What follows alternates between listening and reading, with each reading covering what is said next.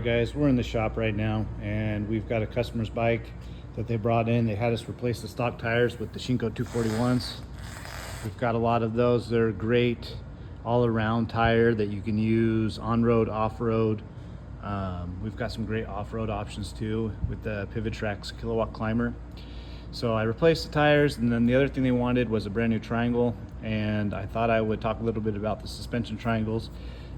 So here is the stock one right here, and its purpose is to move up and down based on the impacts that your suspension is taking. They're wanting to replace it with the Prickly Raw triangle linkage. Super nice, looks great. The stuff that Prickly comes out with is always top notch. We also install a lot of the Warp 9 triangles for these bikes. And what they offer, as you can tell, is more thickness, and that allows it to take impacts a lot better and ensure that things don't break. These have been known to break on big enough jumps. We've seen a few of them where they've snapped right here on the arm. So replacing it's a really good idea. To remove this so that we can lift and lower the triangle, and then we remove the two bolts that go on each side, and then there's a nut and bolt right here. When you're taking this off, make sure to look at your bearings, make sure that this plastic piece is in there. You'll reuse it for Prickly. On the Warp 9, you don't. It comes with its own pieces, which is super nice about buying the Warp 9 kit.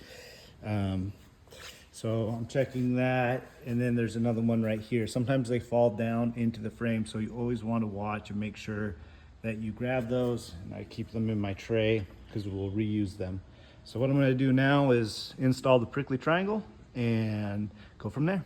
All right, I've got the triangle back through. One common mistake we see is that this brake line, they'll go like this and install the triangle not paying attention, and then this brake line will be sitting right next to their belt and pulley. When you install this, do not do that. Make sure that you've got enough slack, and then it goes up above the triangle just like it does. All right, to give you an example, here's somebody that did it incorrectly. So this is a customer that brought the bike into us. They installed this on their own, and you can see they installed the cable right here. Very dangerous, not a good idea.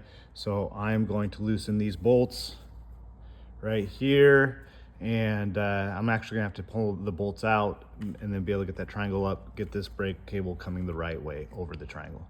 I've got the triangle installed. It's looking really good. One thing to remember when tightening down your bolts and doing all of that, to use Loctite. We recommend blue Loctite, so that way you can get them back out if you need to make adjustments to your triangle. And it came out looking really nice.